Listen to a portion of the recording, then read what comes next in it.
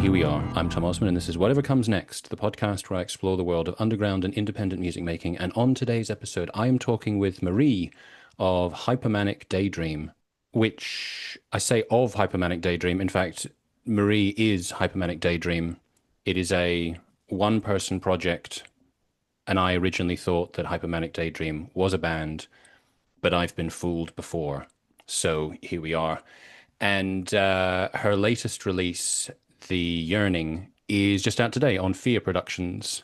And this episode is another episode where I'm pronouncing names incorrectly, left, right, and center. So you can get The Yearning on cassette from Fiadh. You can also go directly to the Hypomanic Daydream Bandcamp page if you want to get a digital copy. I will give links for both. Thank you very much to Bariann for organizing this interview from Fiadh Productions. And yeah, the music. This is one of these releases where as soon as I heard it, I thought, this is amazing, this is bizarre, this is so creatively free.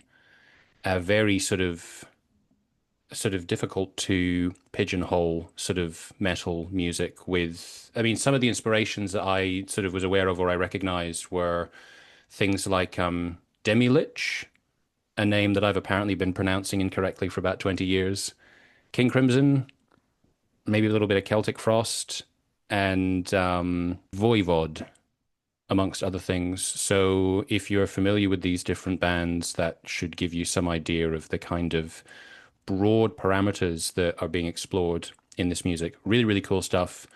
Musically, vocally, all fascinating. We get into all dimensions like that in the interview, as well as discussing various different aspects of independent music making, which, as always, is particularly interesting for me. And I mean, that's the deal. If you've listened to this or watched this podcast before, you probably kind of have a rough idea of what this is about at this point. So I'm going to play one of the tracks at the end of the interview. I'm going to play a little clip in just a moment. And that's more or less it. You can follow Marie on Blue Sky if you're there at Hyper Death. And you can find me on Blue Sky at Tom Osman Sounds and on Instagram and Facebook as well. You can go to my website, tomosmansounds.com. I've got a couple of things that I'm working on at the moment, different collaborations. And that is everything. So without further ado, Marie of Hypomanic Daydream, take it away.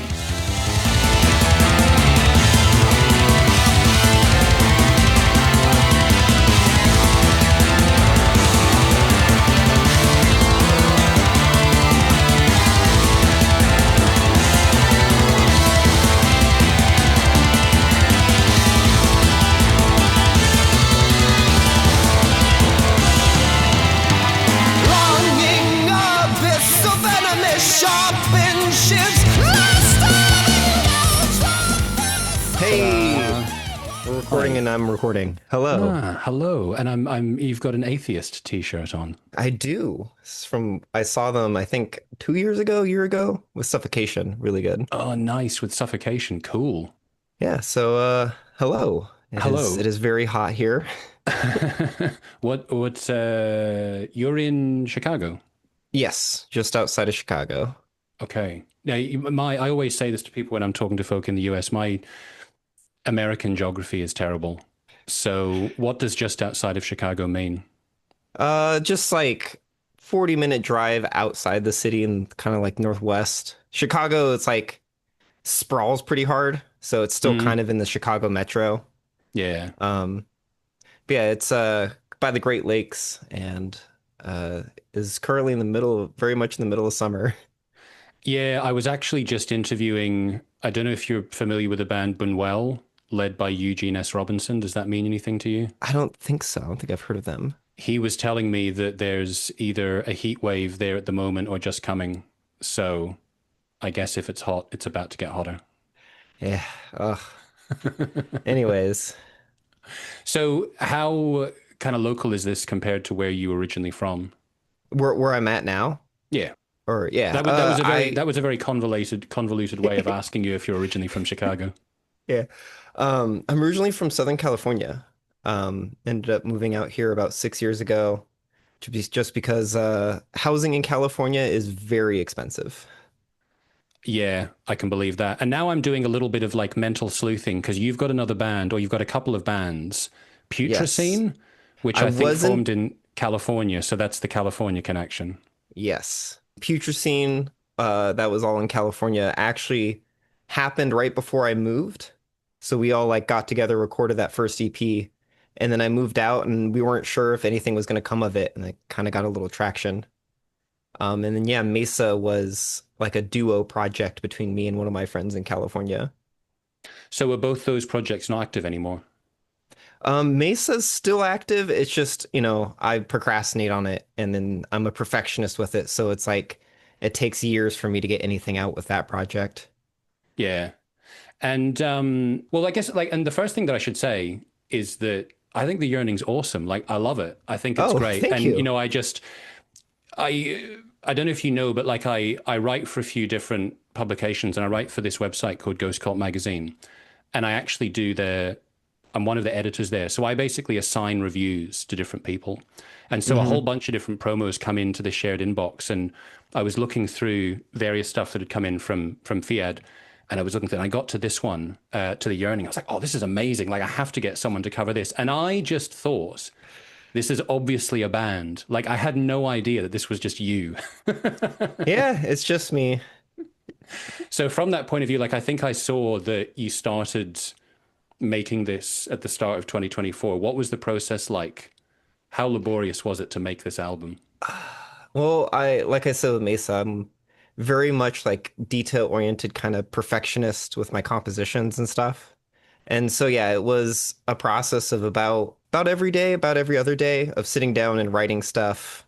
Coming up, I think it came up with 10 songs and then recorded nine and then eight ended up on the final album. So it was a process of make more than you expect and sort of cut down to what is absolutely the best. And when you have a project like this where you're making all the music yourself, like I'm kind of curious how sort of like fully are you conceptualizing these songs at the start of the writing process, and what are you writing on initially? I would say most of the time I sort of like improvise until I find a certain riff that I really like, and I sort of just expand out from there. Very rarely do I come in and I'm like, I'm gonna write, this sort of song that gives this sort of vibe. I just sort of play around until I find something and I just follow a thread until I develop it into something like complete. And do you tend to start on guitar in terms of the writing? Yeah, pretty much always guitar. Okay. And am I right in thinking that all of the drums are programmed drums? Yes, all programmed. And now I wouldn't have necessarily said that from the beginning. It's just when I was looking through your other projects, and I think when I saw Mesa and it was saying that you did programming, I thought, okay, that probably means that you're doing programming with this as well. So like I've done a little bit of this in the past, and the friend of mine that I had a project with where we used programmed drums, we had this joke between the two of us that we would refer to as octopus drumming, where we'd be trying to come up with something and be like, oh shit, this is like not something that any person can play. I feel like listening to the Yearning and listening to some of your other stuff, I don't get that sense. Like I listen to it and I think like, yeah, this sounds like it could be a real person. So what was that process for you like in terms of like learning how to program drums in a way that makes sense? Yeah, so I've been making music for a long time and I've been writing drums and I started out, writing octopus drums that were just crazy and impossible. And I actually learned how to play drums back in California. I haven't been able to play in a hot second, but sort of learning that and then once you just get like the basics down, you can sort of listen to stuff and sort of hear where like other drummers' hands are. And I try to emulate that. So, like listen to lots of like old metal, sort of listening to their techniques and how they play and bringing that into kind of what I'm writing to make it a little more realistic. And from a practical point of view, when you're programming drums, do you do that with like a MIDI keyboard, or do you tend to do it actually just like pasting into a screen? It's all typing numbers into a screen. It's Guitar Pro 5 if you've ever used that. I don't think I've So used that now. it's old and a little archaic, but it's kind of what I learned on, and it's typing numbers onto a staff line, and it's tedious, but I know there's like a nice meditation in the tedium. Yeah. Well, I mean, I think there's a lot, in a lot of cases, just kind of like what you get used to. So even if it sort of seems tedious, it's like if you can get into the flow, then it's all right Yeah, exactly. if you don't mind it taking a while. And it's been what I've been writing music in since, you know, goodness, like 14, 15 years now. Okay. Yeah, you've had enough time to get some experience with it. Yeah. So I feel like there are some reference points to your music that I'm kind of embarrassed not to know more about, but there is one reference point that I am confident that we share an interest in, Demilich. Oh So yes. tell me tell me about how you got into Demilich. Um, Ages and ages ago, like old YouTube algorithm, I used to sort of follow recommended videos to like all these different metal albums I didn't know anything about. And one of those eventually was Demilich, their Nesmith album. And it's sort of just like, I saw the album cover and I was like, oh, that's cool. Demilich is a cool name. Click on it, and it just blew me away. It was just one of Yeah. those albums. It's like that. Um, Transcendence in the Peripheral by Disembowelment. There's just a couple albums that you just listen to, and it's just like, whoa, this is out of this world. Yeah, I feel like they've had a huge influence, and I do reference them from time to time when I'm reviewing different albums. It's like there's something so rubbery about the guitars and the bass that I love, and I mean the vocals are so ridiculous. Like Hmm. when people talk about like kind of the deep death metal vocals, like their vocals are so preposterous, like it's a toad. It's ridiculous, Yeah, but it totally suits the music. yeah. I actually I covered when the was it The Weight of the Sun Drank the Water, and just learning their riffs, and it's just you just see the like weird string skips they do, the weird runs they do, and how everything's in like an odd time signature. It was Yeah. probably one of the more informative things I've covered as far as for Hypomanic Daydream. Yeah, that was the funny thing that like I was looking through your different releases and I saw the title Demi Bitch and I thought, oh, that makes me like think of them. And then I actually looked and I was like, oh yeah, this is not a coincidence. Yeah. But yeah, this is where I am going to lose some credibility. I saw Voivod mentioned as a reference point, and I have to admit that I actually am not that familiar with Voivod. Like I've listened to some of their stuff, but I feel like I should have listened to them more because they do get referenced so much. So what's your history with them? Voivod is a deep love. So back in like high school, probably freshman or sophomore year, um, again, same thing, getting into metal through forums and like YouTube recommendations. And eventually I came across Voivod's Nothing Face. And that was again one of those albums that just sort of like blew me away. And then you just they have so much discography to chew through. And it's one of those bands where even just like earlier this year, I was going through and listening to some of their later stuff that I've never really like sat down with and just discovering new stuff. So it's one of those bands that, I guess for 10, almost 20 years at this point, I've just been listening to and discovering new things in their discography. They just one of those standout metal bands. I can't think of anything else like them. Yeah, I definitely admire the kind of creative freedom of that band. And I feel like that's probably, I mean, I can understand there are sort of, from what I do know of their music, there are sonic elements to your music that are kind of in line with that. But I guess there's sort of a philosophical aspect as well of the freedom of saying there's no constraints to what I'm going to do musically. Exactly. And you can hear that in Piggy's guitar playing and just generally the style that Voivod snaked through as they progress, as they just sort of said, whatever anyone else is doing doesn't apply to us. Yeah. And another like reference point I was thinking listening to the Yearning, actually right at the very beginning of the album, the way that it starts off on what's the first track called? Disassociative or Dissociative. It reminds me of King Crimson, like later period, this ding dun dun dun dun. I don't know if that's technically Frippertronics, but is that also a kind of relevant reference point for you, King Crimson? Oh, absolutely. I love King Crimson. I especially love their 80s stuff. Those three albums of Discipline, Beat, and Three of a Perfect Pair. Uh Hugely influential to how I've been writing music since, like Mesa and stuff. And specifically that intro to Dissociative is doing what's called a tone row. I'm sure King Crimson does at some point, but it's like a serialist composition technique. It's sort of like a modern classical thing where it's going through each of the 12 notes in the octave across three different voices. And so each of these three voices is playing through each of the 12 notes at different ways. So that way they all sort of perfectly clash against each other. So Ah, yeah, it's a modern interesting. compositional technique I did on that intro. And where did you learn that technique? Just by being a nerd and getting into modern classical, I really like Alban Berg. Okay. He has this great opera called Wozzeck. I highly recommend checking out. Is that connected to the movie? What's Uh, it's what's his name again? Probably, This is terrible. I'm blanking out. The Werner Herzog. maybe I'm unfamiliar, I'm gonna but have to look this up. I could be talking it about something probably totally is. If it's different, but Wozzeck, it's probably Berg. interesting. Okay. And I wanted to ask you as well, like now that we're talking about playing guitar and learning guitar, like what was your entry point? Well, maybe first of all, no, what was your entry point into playing music? Like how did you start playing? What were your sort of early musical passions that got you into picking up an instrument?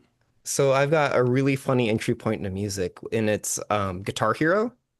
I ended up Ah. getting a Guitar Hero for some Christmas and couldn't put it down, beat every song on expert. And so the next thing was like for my next birthday, I was like, can you get me a guitar? And then I got a guitar and then I just never put it down. That is really funny because I have a funny little incidental story with Guitar Hero because I started playing guitar when I was about 14 and I never reached any kind of level of, solos and anything particularly impressive. But I've been playing guitar relatively regularly for like whatever 30 years at this point. But years ago, my one of my best friends got Guitar Hero and his wife became really, really good at it. And she basically got to the stage that she could do Hangar 18 by Megadeth like flawlessly. And I remember watching her playing this and I was like, God damn it. It's like she's playing this song so well. I now have to go and like make myself feel better by trying to learn to play this song properly, actually on a real guitar. And I was doing all right, but I can't do that bit where it gets really fast at the end. That was where I had to go, okay, Yeah. I can't cope with this. And I can't do like the crazy Marty Friedman solos, but at least I was like, I can get okay with the riffs. I don't feel so terrible now. Yeah. And like, it's funny you bring up Hangar 18 because I used to, when I was like peak learning a lot of songs in high school, that was one of the songs I played a lot of. Hangar 18 and like all of that first Metallica album. And in terms of the kind of heavier end of the spectrum of music, like how did you progress through? Like how old were you when you got Guitar Hero? I think I must have been like 12 or 13, somewhere around there. Because I feel like I got into metal quite late. Like I didn't even really like any sort of grunge or anything that was a bit too aggressive when I was a kid. Like I sort of started listening to like Prince and pop music, and then I sort of got into Britpop because I was in the UK, and then I'd really liked Sonic Youth since I was quite young. So I think that was sort of an entry point for me into the more unusual realms of rock. But it wasn't until I was like 17 or 18 that I really started to like dip my toes into metal. So did you find that you were getting into heavy music quite early on? Yeah, I kind of had help because my mom was a big like hard rock fan. She saw like AC/DC, Black Sabbath, and I'm forgetting Van Halen. So she saw all those bands back in like the 70s and 80s. And so when I was growing up, that's what was played a lot. And so, it wasn't that hard to go from that to Judas Priest to Iron Maiden and then eventually into like Death and Cynic. It was around like high school I started like really diving into metal. And you were mentioning before about now I never knew how to pronounce the name. So is it Demilich? Is that how I'm supposed to say it? I think it's Demi-Lich because it's like a Demilich. lich, but it's like part Oh lich, I yeah, guess. Demilich. Yeah, that does make some sense. Yeah. I feel like I mispronounce names for my whole life. And then when I hear them done properly, I'm like, fuck, I don't know if I can actually change the way I say it now. But anyway, I feel that.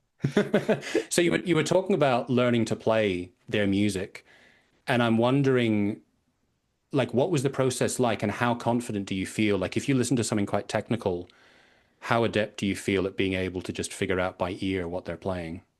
I have a pretty tough time figuring out by ear, but thankfully other people have figured it out and have tabs and stuff available on the internet. And so that's how I learn most, like if I'm covering a song, I go look up if someone has already tabbed it out or transcribed it or something. Yeah, that does make But sense. yeah. And another thing that I saw mentioned in the press release, which again, I feel kind of bad and I think I should know more about this, Rock in Opposition. I was looking this up a bit and I thought, oh, this looks fascinating. I don't know why I don't know more about this. Tell me, can you educate me about this movement? Yeah, so rock and opposition, I guess it would be spawning in the late 70s, early 80s, kind of coming out of like a very avant-prog rock scene, specifically around the band like Henry Cow from the UK. But is basically like um, we can't get institutional support for our weird rock music. Let's all band together and make a sort of movement and a festival to celebrate all this weird rock music. And that's sort of where Rock in Opposition comes in. And then it's the original festival that took place, I think, was like 8 bands. And then from those, a handful of bands and their related scenes, you can draw out virtually all of the original Rock and Opposition bands. And it's just this really interesting scene of very experimental, very avant-garde rock. And you have everything from was that like Art Bears to like Stormy 7 or Stormy 6, I forget. uh but you have this very diverse experimental sound, and it's a big influence on what I write. One of my personal favorites from it, which isn't too tied to the original movement, is an American band called Thinking Plague. It's kind of hard to find some of their stuff on the internet, but if you do, I highly recommend checking it out. All right, that's a good tip. And so how did you first discover that little Um, world? I discovered Rock and Opposition through, again, YouTube. There was a random documentary I came across, I think by the BBC, that was talking like a very surface level look at Rock and Opposition. And so I watched that, and I've heard of Henry Cow before, but never really listened to them. And then after watching that, and then listening to some of the music, it just enthralled me. Yeah. No, that's very cool. It reminds me a little bit. I used to live in Czech Republic. I lived in Prague for 5 years. And when I was living there, there was this exhibition that was on at, I think it's just called the Museum of Music. And they had an exhibition of underground music during the time of the communist occupation. And so it was like illegal to have Western music, but there were obviously like people who were, there was like a black market of tape trading and stuff like that. And so I know like there were Czech bands, like avant-garde bands that basically were, persecuted or went to prison because they were trying to make music that was considered to be unacceptable. Because it's like if you're doing something avant-garde, then you must be not a good member of society because you're not like, conforming to what they think is appropriate. So yeah, it reminds me of that a little bit. So I will definitely have to investigate that more. Yeah, it sounds like a fascinating exhibit. Yeah, it was great. One of the things that really surprised me is that there were certain bands that came, I think, after the Velvet Revolution, like Tina Turner was there and Depeche Mode came as well. But one of the bands that actually came during the time of the Iron Curtain was Swans. And so they came, Really? yeah, in like 86 or 87, they snuck in and they played like totally illegally. These like academics that had lost their jobs were sort of funneling them around playing illegal shows. And I'm walking around like, holy shit, there's like Swans played in Brno in 1987. It's amazing. So I already had amazing respect for them before, but I thought that's just incredible. Like to go and do that, to have the The intent of the like, legal. yeah, Yeah. it's pretty amazing.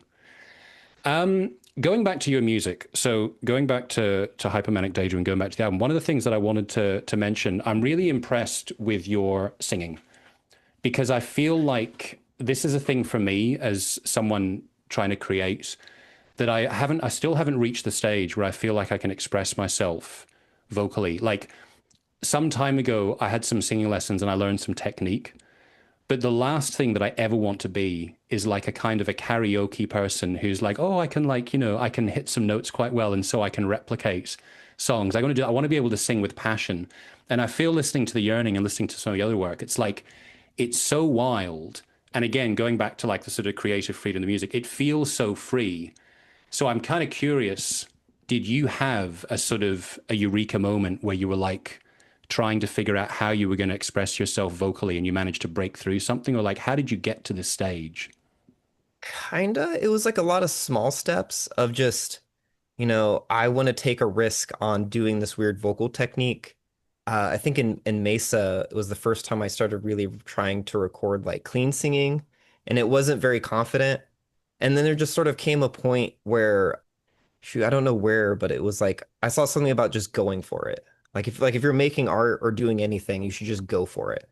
And so I sort of took that to heart and started when I started Hypomanic Daydream with that like no rules or anything.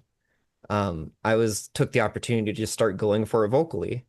And I was like, I had this like Vocaloid singing synthesizer program. And at first I would like sing with that backed up with me and sort of incorporate that. And it was like a almost like a crutch to sort of lean on, where it would help me find the pitch and I would sing across it. And it was just like a couple small steps up until the Yearning, where I would say is like the first record where I feel really comfortable with this new style. It also helps that I work in a warehouse and they don't care that much that I sing. And so I'm able to like practice vocals at work while not disturbing people that much. So Yeah, that's that cool. helps. So like with the really high vocals that you're doing, is that like pitch shifted or is that actually you're singing that That's high? that's falsetto. That's all me. I love it. It's so cool. It's yeah, it's really, really wild. I mean, it suits the music so well. Yeah. No, and that's one thing a sort of philosophical point with the music I was thinking about is like a lot of weird metal bands may have like weird instrumentation or like really weird writing, but they don't always have weird vocals. I can only think like so many bands that have like very strange standout vocals. Like there's that Norwegian band Atrox. Their first singer was like kind of Kate Bush hitting all these weird high notes along with this like weird progressive black metal kind of thing. Yeah, there was a reference point I was thinking, and I don't know if this is like a direct influence, and it's not really that your vocals sound similar, but kind of to your point about having something weird. I did find myself from time to time thinking about Celtic Frost, like, with Into the Pandemonium, which is my favorite, like their weirdest album.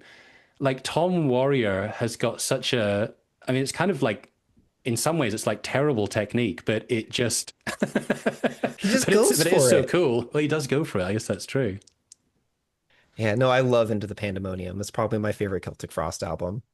Yeah. And I love those I've forgotten now, but the two ones with like the opera singer on them because they're so bizarre as well. Oh yeah, I can't remember the name of those songs. Um, but yeah, definitely like weird vocals is missing in the bastion of weird metal, and so I feel like a sort of pull to sort of fill that void. Yeah. And so you've done all of the vocals on the Yearning, is that right? Yes, there is that Vocaloid synthesizer that is the like sort of like anime computery vocals in the background on stuff. But yeah, everything else is me. And is the only person that you've actually got collaborating instrumentally, I did write their name down. Quetzal. Yes. Yeah. So how did you get in touch with them and how did you come to collaborate with them? I believe I met Quetzal as like a friend of a friend, and it was like, she likes weird music, you like weird music, y'all should talk. And that led to us having this sort of on again, off again collaborative relationship of she makes a lot of like free jazz and some noise records, and I do album covers. I'll do like album cover paintings for her. And she's recorded some stuff for some of my electronic music that I don't have released yet. And then she recorded this stuff for The Yearning.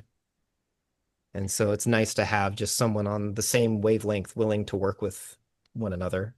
Yeah. I'm glad that you said her name first because I was not going to pronounce that correctly. Yeah. And so, in terms of when you said that she recorded some music for you for the Yearning, did you already have some sort of guide tracks for her to play along to? Like, what kind of did you give her any particular guidance of what you wanted, or you just said, "Here's a track, play what you want"?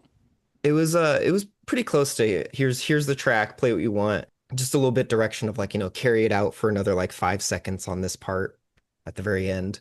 But for the most part, yeah, it was just like, here's the song, give me some takes and we'll find out what works. And from a kind of a thematic or a lyrical perspective, for the album. So, I mean, maybe for the project in general, like, are there any particular, well, I mean, I've sort of seen it in the press release, but how would you sort of characterize what's driven you creatively for this project and the album? There's like this sort of urgent dread you kind of feel living in this world of like, there's nothing you can really do about the present situation, but everything's crumbling apart and no one's actively solving anything, coupled with just like being mentally ill and just vibing through life. Like I feel a lot of my lyrics draw from feelings I've gone through at like really intense mental breaking points and stuff. So it's like that sort of distress is a good place to draw from for lyrics for this project. And in terms of writing, do you have sort of like a regular writing practice that you do where you're not necessarily thinking, I'm doing this for lyrics? Um, Not necessarily. I do My writing process tends to be like the green eggs and ham way that the Beatles did it, where I write the song, I sort of write the rhythm of all the vocals with nonsense lyrics and then fill in the lyrics afterwards. Yeah, I guess maybe that's a bit of a like a Frank Black thing as well from the Pixies. I have a feeling that he used to Mm. do that as well, that he'd sort of figure it out phonetically and then he'd fill it in terms of the actual lyrics. Yeah, and I would just sort of listen to the song and feel like where the rhythm of the vocals would go. Yeah. I think that's cool because in a way I feel like that kind of approach gives you the opportunity to tap into your subconscious where things can come out like they do have meaning, but you're not necessarily consciously dictating the way it's going to go. Yeah, it's very like automatic. Yeah. It's just sort of like whatever's in the moment that you're feeling comes out. And as you mentioned the visual side of things, I did want to ask you about the artwork because I know that you've done the artwork for the forthcoming album. I didn't realize that you actually did artwork for other people as well. So, what's your background in terms of visual art? My background in visual art is very unprofessional. It's just sort of doodled through most of my life. Eventually my aunt gifted me a paint set, and then I just picked up painting, watched some YouTube videos about some techniques, and then just did it a lot. And when you do something a lot, you get kind of better at it. And in terms of that piece that you did for the Yearning, did you do that when you'd already started making the album, or was that a piece that you went back to and decided this fits? It was sorta. It was I was in the midst of writing the album. I was probably like halfway done writing, and I just started a painting. Like it's a pretty big piece of paper. It's like this big, and I was just sort of like, oh, I'll just start a really big painting just because I feel like it. And then as I got the first sketches in and I got like the first pass at painting it, I was like, you know what? This would be a great album cover. And so I sort of tweaked it a little bit to fit more with the like body horror vibes of it. But yeah, no, it's sort of just like just started a painting and it felt like it fit. Yeah. Now, as soon as you mentioned body horror, it makes me think of David Cronenberg. So I wonder, are you a David Cronenberg fan? I do like David Cronenberg. I really like Videodrome. Oh, Videodrome's And awesome. Videodrome and Scanners are the two that I've seen that I remember. Nice. No, those are definitely cool reference points. I mean, there's loads of Cronenberg stuff I love. I really like Existenz. It's kind of unusual because it's a bit more jokey than his stuff usually is, but yeah, there's a lot of kind of weird innuendo in that movie that really appeals to me. Huh, I'll have to check that one out. Yeah, it's got a whole weird computer game, a very perverse computer game theme to it. So, yeah, Fun. you will if you do watch it, you'll see what I mean. You'll get to a certain point, you'll be like, oh, that's what he was talking about. And I mean, he always just doing weird shit no matter what. So, Yeah. Yeah. He has a certain kind of style, but he also seems to have a lot of freedom in terms of how he expresses it. He's not really, like people sort of have an expectation of what a Cronenberg movie is going to be, but he's just basically doing his own thing. yeah. He even manages to subvert his own expectations. Exactly. So, having talked about the artwork for the album, what formats is it going to come out on? Because I know you've released cassettes and you've released CDs in the past. So, how is the album going to come out? It is currently just digital and cassette. And it's gonna be cassettes from the fee. Yeah. And so and how did you get together with the label? Because you've worked with a few different labels, I think. Yeah, it was shoot, I forget how initially I got in touch with them. I do remember it was with the with Image was my first re-release with them. And I think it was actually I think it was from the recommendation of one of my friends that was running one of the other labels, Xenoglossy Productions. I do believe through them I ended up coming in contact with the Fiadh and at the time Vita Detestabalis, which handled the sort of European US joint release of Image. And I mean, in general, in your years that you've been making music, what's sort of been your experience with labels and, people collaborating to put music out? It's everything takes a while. That's probably like my biggest takeaway is like it's almost like a bureaucracy. And like it has to exist because like it takes time to make media and it takes time to get stuff sent out to people. But before I started working with labels, I would just like finish an album and the day it was finished, just put it up. Yeah. And so now it's like here I am years into doing this, and that's the one thing I really kind of miss of not working with labels is as soon as the thing was done, it could be up. Yeah. And I'm curious as well, like, because we're in this digital age where, like, to your point, if you make something yourself, you can basically just stick it up on Bandcamp or you could put it up on SoundCloud or whatever else you wish to do. And I can see and I understand from talking to various artists that, in some ways, like things like the Spotify model are not really, well, they're not at all kind to artists. Like someone's making No. money and it isn't the artist. But on the other hand, it does increase the potential for exposure. And, there are other platforms like Bandcamp that are more geared towards the artist. And I understand as well from, what I have read about different bands and different music history that there are countless stories of bands being on labels where they got completely screwed and didn't necessarily make any money while, again, other people were getting really rich. So it's not, I don't think there's ever sort of a simple thing of going, oh, well, it was better in this time and it's worse now, but it's different. So I'm wondering Hmm. from your perspective, like, do you have sort of general feelings about this kind of modern digital landscape as a music maker and as an artist? I mean, it's sort of a double-edged sword in the way that as as someone who loves obscure music and loves music that's hard to find, it's great. I love that I can go on YouTube and find virtually anything from like obscure demos to like pop music. On the other hand, it's enabled, these massive corporations to take more and more and more from the people who actually make the stuff for them. And I don't really see like a real pathway forward unless there's like massive economic overhaul to the system we live in. Because as much as like, we try to organize a bunch of musicians together to try to take on Spotify, like it's like a crabs in a bucket situation when it comes to musicians working against a corporation. It's there's no ground to really gain. Yeah. I was talking to a musician recently in Germany who brought up the topic of unionization. And I know that the United States does not really have a rich history when it comes to unions. Do you think that there's the potential for unionization of musicians? I mean, it would be tough because with unionization, you have a very clear relationship between the workers and the boss. Where with lots of musicians, you're put into a position where you're essentially like a small business owner or like a crafts person.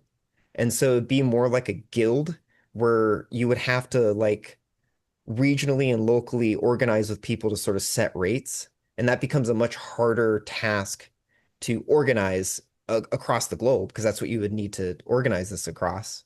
And so, yeah, I honestly like, I know it's like kind of sad to say, but I don't really see a successful push for unionized musicians as a whole. I can definitely see it where they work for like a specific label or they work for a studio because there's a clear relationship between the worker and the boss. But when it comes to stuff like Spotify, like in order to successfully negotiate with Spotify as like a unionized force, you need to get every single artist that's on Spotify across the globe to stand with you. And Yeah. that's a big ask. Yeah. And a lot of musicians are pretty antisocial. Yeah. There's Yeah.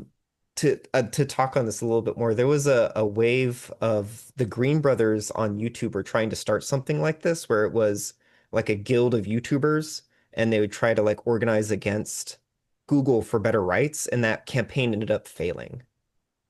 And it's sort of like I see some parallels between that and this want to have like a big unionized force of musicians globally. Yeah.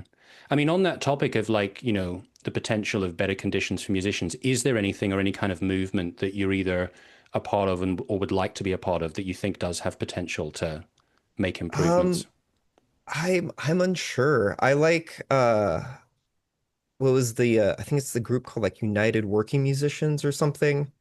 It's I think it's a nonprofit group, but they've been sort of highlighting edge cases where they can fight for better conditions and better pay. But it's again like very small and edge case. And I guess like the sort of I know it's kind of it feels like a bit like a cop out, but if we're going to fight for better conditions for musicians, we probably should just be fighting for better conditions for everybody. If everyone's working less and everyone's needs are being met, then you have more time to be supported as a musician outside of like trying to sell your work for whatever. Yeah. No, that is a good point. And I wanted to ask you one last directly musical related question, something I've been pondering recently. So, I brought up Swans, and another band that I love, particularly in the realms of extreme music, is Today Is the Day. I don't know how familiar you are with Today Is the Day. I've actually seen them before. I'm not super into their discography. I like Temple of the Morning Star. Yeah. But they're another band with like a big, varied discography that Yep. like there's nuggets in every little corner you can look. So it's just a band I haven't sat down with yet. I did Yeah. see them and it was okay. It was I think three people trying to play all of Temple of the Morning Star, and it was a little awkward, but it was like cool and endearing. Yeah. Well, I think like part of my what I ponder about with Today Is the Day, and I sort of, even though I think the music's very different to Swans, when I think about my love of Today Is the Day and Swans, I think a lot of the music is very traumatic. Like it sounds like traumatized music. And I think to myself sometimes, like, why is it that I'll listen to Swans or Today Is the Day and some of the most extreme traumatic music that they make? And I'm like, this is comforting. Why should this be comforting? So I was wondering for you, from your point of view, do you have music like that or have had music that like that over the years where you can objectively go, this is like harrowing and horrible, but it gives me comfort? Absolutely. What is the An Angelic Process? That Mm. album Weighing Souls with Sand. Very sad album, but it's just like one of those comfort albums where it's just in its like depths of despair, I find solidarity and comfort. That's one of the beautiful things about music is that all sorts of stuff can do that for you. Yeah, I mean, do you think that that's sort of simply the answer? It's just that you hear some kind of emotion or some kind of intent that you can identify with, and so it makes you feel that there's an empathy there. Yeah, I would say that. Like it feels for me listening to music is a very like internal visual type thing of sort of seeing in like visual worlds in my head when I listen to music. And when I listen to certain stuff like, an angelic process, I just get this like almost comforting loneliness. And it's hard to describe, but yeah, it's just a sort of picture that gets painted that is very comforting. Yeah, an almost comforting loneliness. I'm going to think about that. So I have very mixed feelings about social media, and I was on, Facebook, I was on Instagram. I quit everything years ago, and I was like, right, damn all of this, I'm out. And then I started making things. I started doing interviews, writing, and I was like, oh, I guess I should come back. And now I'm back, and I'm annoyed with myself, but here I am. I'm wondering for you in terms of Hypomanic Daydream and what you're making in general. Do you have a way that you want people to like connect with you and engage with you? Um, I did at one point have a Twitter account for the band, and I've sort of abandoned it as I've abandoned Twitter. But I don't really have anything outside of like my personal Blue Sky. But if you want to follow my personal Blue Sky because you think my music's cool, like, and you can tolerate my deranged posting, Oh, I'm on Blue Sky because I was on Twitter and then I quit for, understandable the reasons. reason, The reason. What are you on Blue Sky? Hyperdeath, Hyperdeath at Hyperdeath. Blue Sky Social. Nice. Cool. All right. Well, I will connect with you there. Awesome. So yeah, so when I put this out, the album will have just come out. Gotcha. So people can go to Bandcamp, they can get digital download, they can get it on cassettes. Is that the place to go? Yes, Bandcamp is the place to go. Nice. Well, Marie, it was great to meet you. Great to It talk was to great you. talking to you. All the best. You too.